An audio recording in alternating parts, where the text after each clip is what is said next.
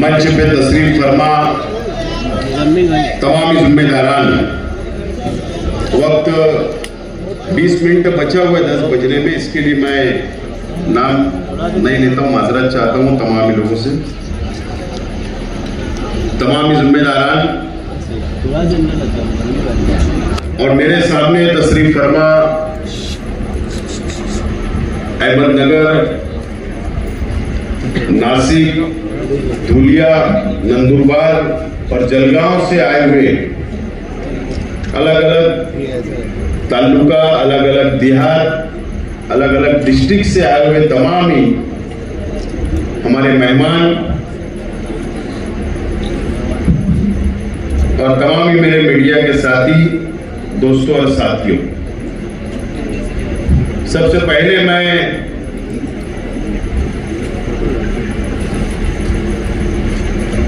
आज की कॉन्फ्रेंस में 4 बजे से मुसलसल जो हमारे स्पीकर है अलग अलग टॉपिक पर, अलग अलग मसाइल के ऊपर अपना वक्त दिया, आपको मुकम्मल मालूमात दी और अपना वक्त निकालकर पूना, मुंबई, औरंगाबाद, जलगांव, अहमदनगर, तमाम ही अलग अलग इलाकों से यहां पर आए, अपना वक्त दिया। मैं आप तमाम ही लोगों का बहुत बहुत शुक्रिया अदा करता हूं और तमाम ही मेरे सामने मौजूद जो 5 जिले से आप लोग आए, अपना वक्त, अपना माल लगाकर आप लोग यहां पर आए और मुसलसल 6 घंटे से आप लोग यहां पर बैठे हैं। मैं माइनॉरिटी डिफेंस कमेटी की जानिब से, अहलियान मालेगांव शहर की जानिब से आप लोगों का शुक्रिया अदा करता हूं और माइनॉरिटी डिफेंस कमेटी के तमाम ही हमारे अराकीन जो तकरीबन 1.5 महीने से इस कॉन्फ्रेंस को कामयाब बनाने के लिए मेहनत की, जद्दोजहद की और दावतनामा लेकर अलग अलग जिले में गए, अलग अलग ताल्लुके में गए, अलग अलग देहात में गए और मेहनत की, मैं उन तमाम ही साथियों का भी बहुत बहुत शुक्रिया अदा करता हूं। दोस्तों और साथियों, तमाम ही मुकर्रिर हजरात ने आपको मुकम्मल और तफसील बात आपके सामने रखी है, मैं उसको रिपीट नहीं करना चाहूंगा, लेकिन आप लोगों को मुबारकबाद देता हूं कि आप लोग, हमको नहीं लगता था, मुझको 5 बजे तक भी नहीं लग रहा था कि कॉन्फ्रेंस कामयाब होगी। आप लोग इतने बेदार हो गए, लेकिन अल्लाह का करम है, आप लोग जो बेदार हुए हैं, आपको वक्फ बोर्ड का जो बिल आया है, काला कानून आया है, आप उसको समझ चुके हैं, इसलिए आप बेदार हैं, आपको फिक्र है। और आज हम यहां पर सर जमकर बैठे, आप लोगों को मालूमात दी गई, आप लोग यहां से मालूमात लेकर जाएंगे। मैं आपसे वादा करता हूं, आप लोगों को यकीन दिलाता हूं माइनॉरिटी डिफेंस कमेटी की जानिब से कि कॉन्फ्रेंस खत्म हो जाएगी। हमारे कई साथियों ने कहा कि ऐसा ना हो कि ये आज कॉन्फ्रेंस खत्म हो जाएगी, उसके बाद ये सिलसिला बंद हो जाएगा। मैं हम तमाम ही जिम्मेदारान को भी यकीन दिलाता हूं, आप लोगों को भी यकीन दिलाता हूं कि यहां से जाने के बाद,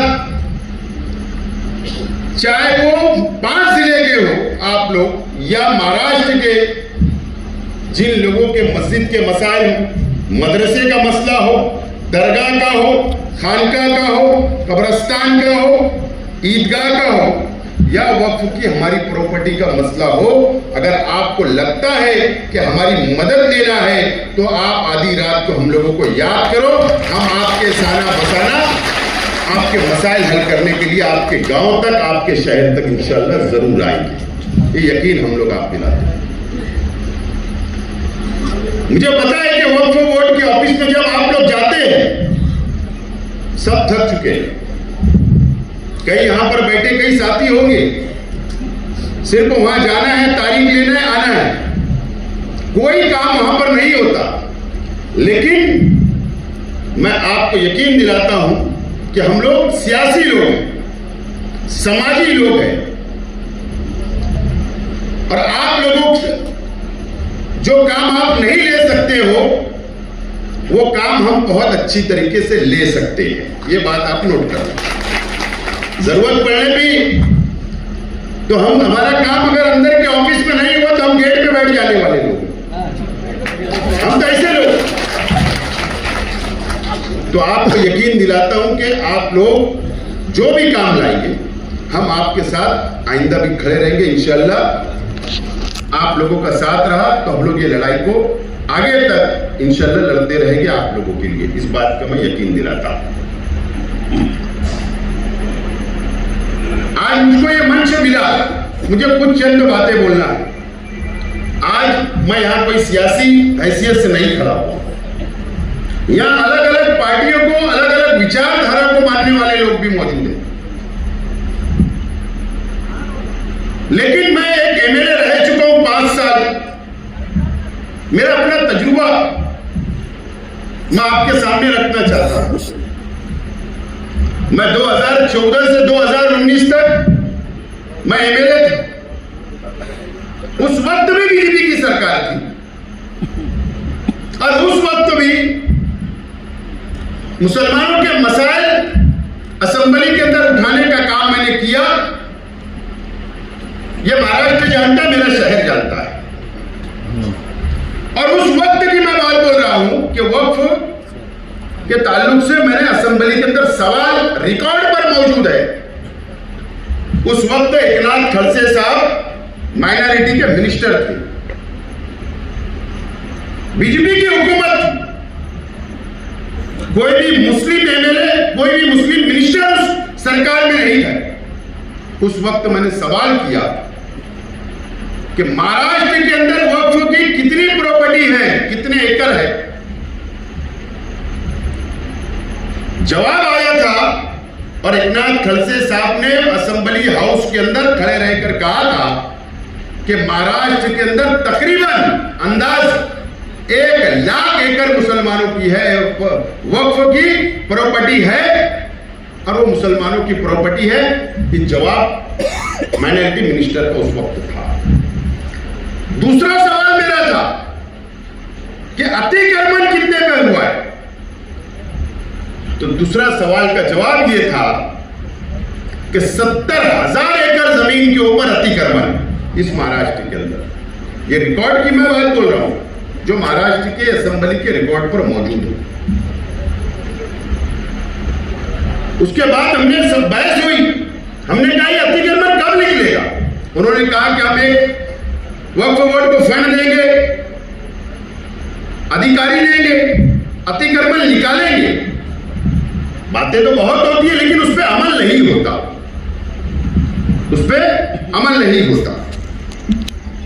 माफ करना, मैं कुछ बातें बोलूंगा, हो सकता है किसी को बुरा लगे तो मैं माफी चाहता हूं, लेकिन सच्चाई है कि पिछले 5 साल जो हुकूमत थी, अलग अलग पार्टियों ने हुकूमतें की, मैंने महाराष्ट्र वक्फ बोर्ड ऑफिस के अंदर माहिती अधिकार लगाया, मैंने खुद। और बाबा सिद्दीकी साहब, अल्लाह उनको जन्नत नसीब करे, उन्होंने भी आदमी लगाकर लगाया। हमारी बातचीत हुई मुंबई में और हमने सवाल पूछा, माहिती अधिकार लगाया कि इन 5 सालों के अंदर महाराष्ट्र वक्फ बोर्ड ने कितने ठहराव मंजूर किए, कितनी तजवीज मंजूर किए, कितनी जमीनें छोड़ी है और कितनी जमीनें नहीं छोड़ी है, आज तक कोई जवाब नहीं आया। आज तक माहिती अधिकार का जवाब नहीं आता। लेकिन मुंबई में एक बड़े उद्योगपति को, मशहूर उद्योगपति को जमीन छोड़ दी जाती है, ऐसी तजवीज पास कर दी जाती है। सवाल यह है, कायदा तो अभी बना, मरकजी हुकूमत ने कानून तो अभी बनाई, लेकिन उस वक्त वक्फ बोर्ड था, कायदा नहीं बना था। मिनिस्टर मुसलमान, वक्फ बोर्ड चेयरमैन मुसलमान, वक्फ बोर्ड सीओ मुसलमान, वक्फ बोर्ड के तमाम ही मेंबरान मुसलमान, एमपी भी मुसलमान मेंबरान रहते हैं, एमएलए भी रहते हैं, और अलग अलग कैटेगरी के, कोई हिंदू नहीं।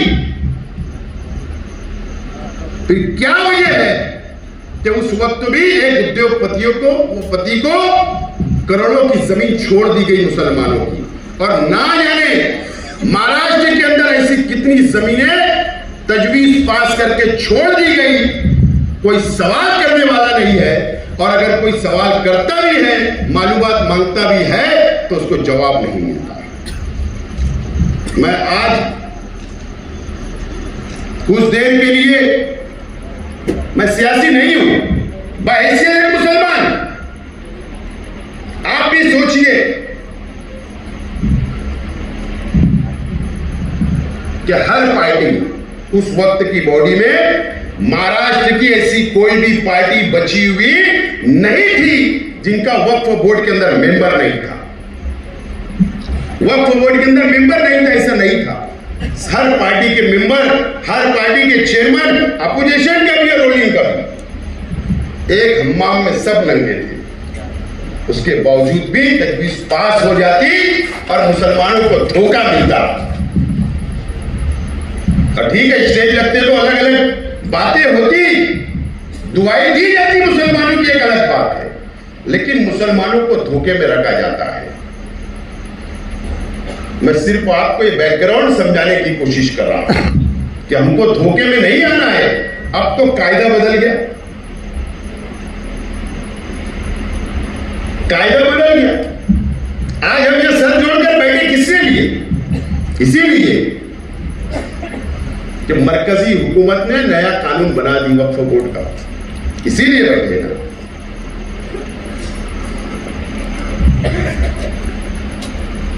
अब हमको, अगर हम बेजार नहीं हुए, मैं साफ तौर पर बोलना चाहूंगा, हो सकता थोड़ी कड़वी हो, एक बाबरी मस्जिद को शहीद करने के लिए कई दिन की तहरीक थी, कई दिन की तहरीक थी। एक बाबरी मस्जिद के ऊपर कई वर्षों तक सियासत की गई, हिंदू मुसलमान को लड़ाया गया, लेकिन फिरका परस्त तंजीमों ने, फिरका परस्त पार्टियों ने बाबरी मस्जिद को शहीद कर दिया। आज हमको गम है, आज भी गम है, आज भी दुख है। ये कायदा जो आया है, ये कानून जो आया वक्फ बोर्ड का, कुछ बातें मैं खुलकर नहीं बोलना चाहता हूं। स्क्रीन के ऊपर जो आपको बताया गया, वो बात को आपको नोट करना है, नोट। मैं बार बार बोलता हूं कि हम सियासी भी है, वर्कर है, समाजी कार्यकर्ता है, हमको समझता है कि कॉरपोरेशन में क्या चलता है, कैसे मंजूरी दी जाती है। आज मैं जिम्मेदारी से बोलता हूं कि यहां बैठे हुए पूरे महाराष्ट्र के अंदर, पूरे मुल्क के अंदर हम लोग पेपर के अंदर बहुत कमजोर हैं। मैं ढके छुपे अंदाज में बोल रहा हूं। पेपर हमको तैयार करना है, उसके लिए मेहनत करना है। अगर हम मस्जिद के ट्रस्ट बनकर बैठे हैं, अगर हम मदरसे के ट्रस्ट बनकर बैठे हैं, या मजहबी मुकामात के हम ट्रस्ट बनकर बैठे हैं, तो जिम्मेदारी हमारी बढ़ जाती है कि अपना वक्त निकालकर पेपर जमा करिए, कानून के दायरे में आना पड़ेगा, पेपर मजबूत करना पड़ेगा। और इसीलिए आज की कॉन्फ्रेंस ली जा रही है। अगर आप वक्त नहीं दे सकते, माफी के साथ बोलता हूं, तो किसी नौजवानों को आगे लाइए, उनको ट्रस्ट बनाइए और उनको बोलिए कि आप आगे आकर लेंगे, वक्त दीजिए। जब जाकर ये मसला हल होगा, जब जाकर ये मसला हल होगा। और नहीं तो हमको इस्तीफा दे देना चाहिए, हिसाब होगा, हमको भी हिसाब देना है।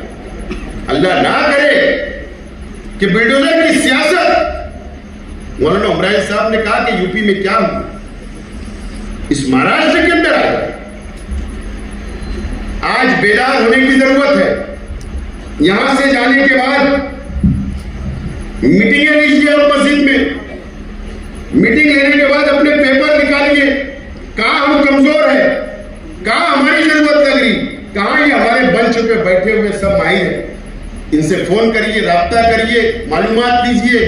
हम वक्त देने के लिए तैयार है, लेकिन अल्लाह के वास्ते हम लोगों को खुशफहमी में नहीं रहना है। हम लोगों को काम करना पड़ेगा, जब जाकर हमारी मस्जिदें बचेगी, हमारा मदरसा बचेगा, हमारी खानकाहें बचेगी, हमारी दरगाहें बचेगी, ईदगाह और कब्रिस्तान बचेगी और हमारी प्रॉपर्टी बचेगी। जाने तो बड़ी 100 एकड़ 200 एकड़ जमीन खुली होगी तो ठीक है, वो लड़ाई लड़ेंगे, लेकिन आज हमको ये लड़ाई जरूरी है। आज हमको रोका जाएगा, हर तरीके से रोका जाएगा, बड़ी लड़ाई लड़ना पड़ेगी। और all India Muslim personal law board जैसा बोर्ड हमारे साथ है मुल्क में, अलग अलग दीनी तंजीमें हमारी सरपरस्ती कर रही है। हम तो छोटे से गांव के वर्कर हैं, जो है हमने सोचा कि आप लोगों को जोड़े और आप लोगों को सलाह मशवरा करें और कोई रास्ता हम निकालें। सरपरस्त तो बैठे हमारी सरपरस्ती करने के लिए। मैं आपसे गुजारिश करता हूं कि इसके ऊपर आप अमल करें। ये वक्फ बोर्ड की बात हुई। उसके बाद आपके शहर के अंदर फसादात हो, आपके शहर के अंदर लाउड स्पीकर अजान का मामला आता है। सुप्रीम कोर्ट की क्या गाइडलाइन है, कैसे एप्लीकेशन करना है, कैसे म्युनिसिपल काउंसिल, नगर पालिका, महानगर पालिका, नगर परिषद, ग्राम पंचायत, जिला परिषद, पंचायत समिति, लोकल बॉडीज से कैसे परमिशन हासिल करना, टाउन प्लानिंग के कैसे परमिशन हासिल करना।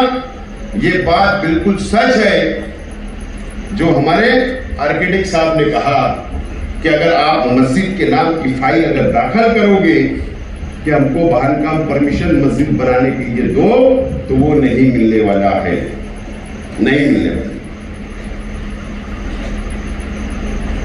2004 के बाद 4 से लेकर 14 तक एक जीआर निकला होम डिपार्टमेंट में, मस्जिद, मदरसा, ईदगाह या अलग अलग धार्मिक स्थल, अलग अलग समाज के लोगों का अगर परमिशन उस नाम से मस्जिद मंदिर के नाम से चाहिए तो हुकूमत महाराष्ट्र गृह डिपार्टमेंट की मंजूरी जरूरी है।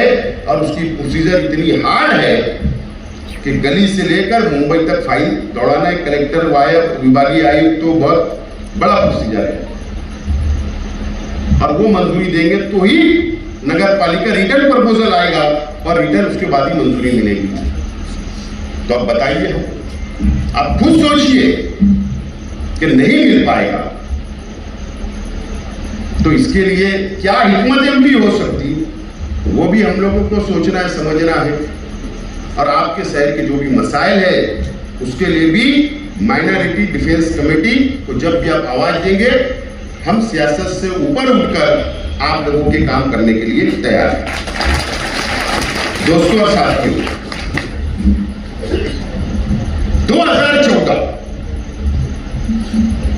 2014 में भारतीय जनता पार्टी की सरकार इस देश के अंदर आई। हम बहुत जल्दी भूल जाते हैं, बहुत जल्द भूल जाते हैं। क्या हुआ 2014 के बाद से, क्या क्या हुआ इस देश के अंदर, ये आप लोग समझ लीजिए।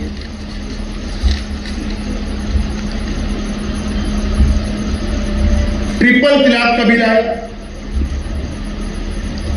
ट्रिपल तलाक का बिल आया, कानून लागू हो गया।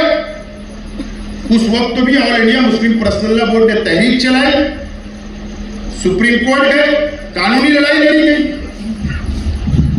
लेकिन अक्सरियत की बुनियाद पर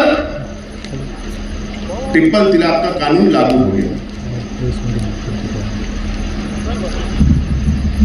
ये काला कानून बना, हमारी शरीयत के अंदर मुदाखलत की गई, इंटरफेयर किया गया।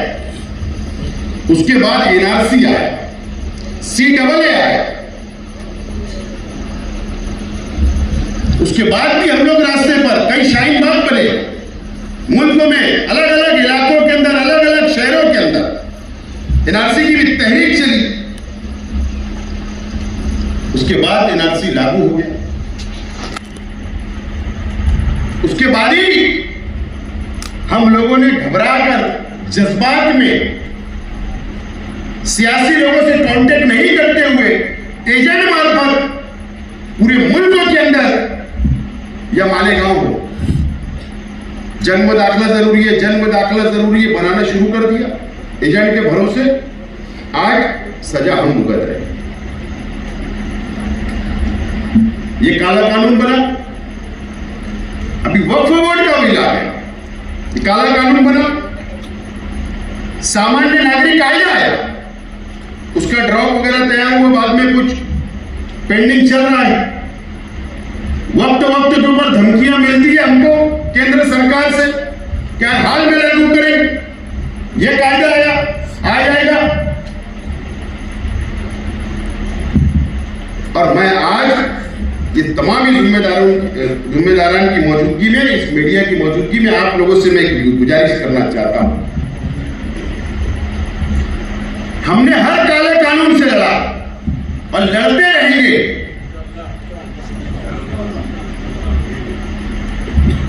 मैं गुजारिश करता हूं कि अगर भारत सरकार अगर जनगणना करा रही है, भारत सरकार ये साल से जनगणना शुरू कर रही है और जातीय न्याय जनगणना कर रही है। मेरी बात नोट करिए, यहां 5 जिले के लोग हैं इसलिए मौका मिला बोल रहा हूं। जातीय न्याय जनगणना करेगी, यानी जो जनगणना अब इस देश के अंदर होगी उसके अंदर एक कॉलम ये भी होगा अपना जात का, अपना मजहब का, ये भी होगा।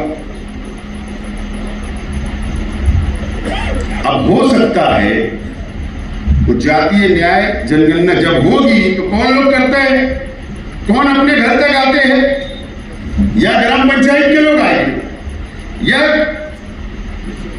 जिला परिषद के लोग आएंगे, या स्कूल के टीचर आएंगे, या गवर्नमेंट के ऑफिसर आएंगे, या कोई एजेंसी के लोग आएंगे। आमतौर पर हमको समझता नहीं, आमतौर पर समझता नहीं कि फॉर्म कैसे भरना। वो आएगा, बैठेगा, कितने आदमी हैं, कितनी औरतें हैं, कितने बच्चे हैं, तुम्हारा धर्म क्या है, तुम्हारा मजहब क्या है, तुम्हारी जात क्या है, सब पूछेगा। आमतौर पर कम पढ़े लिखे लोग 4 का नाम बताएंगे, 2 का नहीं, 1 का नाम बताएंगे, 4 का नहीं, मालूमात कम देंगे। डाटा जब चला जाएगा और हो सकता है उसके बाद ये नया फितना लाए और उसके बाद फिर एनआरसी लागू करेगी। इसके लिए आज से बेदार होने की जरूरत है। जब वो जातीय न्याय जनगणना आएगी तो एक बेदारी मुहिम चलाना है, नौजवानों की फौज खड़ा करना है गांव-गांव में, देहात के अंदर, शहर के अंदर, और हमारे मुसलमानों की मदद करना पड़ेगी, मदद। और उसके बाद अगर हमने 100% इसके अंदर कामयाबी हासिल कर ली है, मैं मौलाना उमरान साहब से भी गुजारिश करूंगा कि all India personal law board और अलग अलग दीनी तंजीमें के भी जिम्मेदारान हैं, वो अपने अपने प्लेटफार्मों से पूरे मुल्क के अंदर ये तहरीक अभी से चलाए और एक टेप इस देश के अंदर अब ये बात हो ही जाए कि कौन से धर्म के कितने लोग हैं। कम से कम हमको 2 नंबर का सही बंद तो कर देंगे बोलना। कम से कम इतना तो होगा जो 2 नंबर का सही हमको साबित करने की कोशिश आज की सरकारें करती है, कम से कम वो बंद हो जाएगा और कौन कितने करोड़ है इस देश के अंदर ये साबित हो जाएगा और हमारी भी आंख खुल जाएगी, हमारी भी सियासी बेदारी आ जाएगी। हम ये फैसले कर सकते हैं सियासी कि कौन सी हुकूमत को बैठाना है और कौन सी हुकूमत को गिराना है, ये फैसला हम कर सकते हैं। लेकिन उसके लिए अगर शेख आसिफ यहाँ भाषण करके अगर आपको मशवरा दे रहा है तो ऐसा चलेगा नहीं। शेख आसिफ को भी इसकी शुरुआत अपने घर से करना पड़ेगी और खुद निकलना पड़ेगा जब ये काम होगा। इसकी तैयारी आप आइंदा रखो, ये तैयारी आप लोगों को रखना पड़ेगा, जब जाकर हम हमारी कौम को हम बेदार कर सकते हैं और लड़ सकते हैं। और हम तो मालेगांव शहर के अंदर रहते हैं, रोज एक नई मुसीबत हमारे शहर पर आती है, मुसलमानों पे आती है, हमको तो आदत हो गई है, हमको आदत हो गई है। लेकिन 5 जिला, छोटे छोटे देहात, छोटे छोटे गांव, डरना नहीं है किसी से, मायूस होने की जरूरत नहीं। ये बीजेपी और आरएसएस हमारा कुछ कर नहीं पाएगी, कुछ नहीं कर पाएगी। मैं बोल रहा फिरका परस्त हुकूमत भी नहीं कर पाएगी। सिर्फ हमको कानून का सहारा लेकर चलना है। एक लीगल सेल मजबूत अगर हमने कर लिया तो हम हर लड़ाई इनसे कानून के दायरे के अंदर रहकर ये बीजेपी और आरएसएस से लड़ सकते हैं। मैं जिम्मेदारी से आपको ये बात बोल रहा हूं, हमको तजुर्बा है। और सब ये बीजेपी और आरएसएस की बात सब हिंदू भाई मान लेते, ऐसा नहीं है। अगर आज भी आप वोट परसेंटेज देखेंगे इस देश के अंदर पार्लियामेंट का, तो अपोजिशन को उनसे ज्यादा वोट मिली है। किसने दिया? अरे हमारे हिंदू, मुस्लिम, सिख, ईसाई सब ने दिया, उनसे इत्तेफाक नहीं है, उनकी विचारधारा से इत्तेफाक नहीं है, ना आरएसएस की, ना बीजेपी से, ना फिरका परस्त तंजीमों की। इस मुल्क के अंदर आज भी सेकुलर जहन रखने वालों की करोड़ों के अंदर तादाद है और ज्यादा है। बस भाईचारा बनाओ अपने गांव के अंदर, अपने शहर के अंदर हिंदू मुस्लिम का भाईचारा बनाओ, छोटे छोटे प्रोग्राम लो, उनको अपनी खुशी के अंदर शामिल करो, हम उनकी खुशी के अंदर शामिल करो। ये बीजेपी और ये आरएसएस बस इनके उल्टी गिनती शुरू हो जाएगी, उस दिन शुरू हो जाएगी। इस तरीके से हमको ये लड़ाई को लड़ना पड़ेगा, जब जाकर हम लोग कामयाब होंगे। ये लड़ाई अब हमको लड़ना है। अभी आज की बात है, अभी मैं बाहर गया था, 5 घंटे के लिए मीडिया के साथियों ने पकड़ लिया, कुछ सवाल कर दिए, बोले कॉन्फ्रेंस क्यों हो रही है? मैंने कहा कि बुलडोजर की सियासत यूपी के अंदर शुरू हुई, नागपुर के अंदर आई, नासिक के अंदर आई, वहां पर किसी का घर तोड़े, यहां पर दरगाह तोड़ दिए। मैंने कहा कि औरंगजेब की दरगाह भी तोड़ने की बात कर दें, उनकी कब्र। एक साथी ने कहा कि आपको कैसे लगते, औरंगजेब को आप कैसा मानते? मैंने कहा पवित्र मानते, नेक आदमी थे। मैं अंदर नहीं आया, मराठी चैनल के ऊपर हेडलाइन शुरू हो गई। आज दोबारा बोल रहा हूं कि जो बयान दिया बाहर, उसके ऊपर आज भी कायम करने का क्या, जो है वो है, तो जो है वो है। डरने न सरकारों से डरने का, हम इस देश के अंदर रहते तो संविधान को मानते हैं, इस देश से मोहब्बत करते हैं और करते रहेंगे। इसके अंदर कोई नहीं। देखो हिंदुस्तान का झंडा सबसे ऊपर लगा है, कितनी मोहब्बत करते हैं, करते कि नहीं? वो हिंदुस्तान का झंडा। बताओ तो आरएसएस के हेडक्वार्टर पे लगा है क्या? आरएसएस के हेडक्वार्टर पे हिंदुस्तान का झंडा है क्या? नहीं है। तो हम सच्चे हमदर्द, सच्चा मोहब्बत करने वाले देश से कोई है तो मुसलमान है। तो किसी से डरना नहीं है, हम आपके साथ हैं। आप आवाज दो, हम आपके साथ लड़ने के लिए, कानूनी लड़ाई लड़ने के लिए तैयार हैं। इसीलिए आज की कॉन्फ्रेंस बुलाई गई और ये तमाम ही साथियों ने इतनी नेक हमको मशवरे दिए। आप भूले ना, इनके नंबर ले लो, हमारे नंबर ले लो। हो सकता है मैं बिजी इंसान हूं तो मेरे साथियों का लेकर जाओ, आपके पास जो दावत देने आए थे उनका लेकर जाएंगे। आप जाकर उनको नंबर वगैरह लीजिए, जब याद करेंगे हम लड़ेंगे, करेंगे, चाहे वक्फ बोर्ड ऑफिस चलना पड़े, ट्रिब्यूनल के अंदर चलना पड़े, या हम लोगों को महसूल कलेक्टर के पास चलना पड़े, या कॉर्पोरेशन में चलना पड़े, गवर्नमेंट तक, हर लड़ाई लड़ने के लिए हम आपके साथ हैं।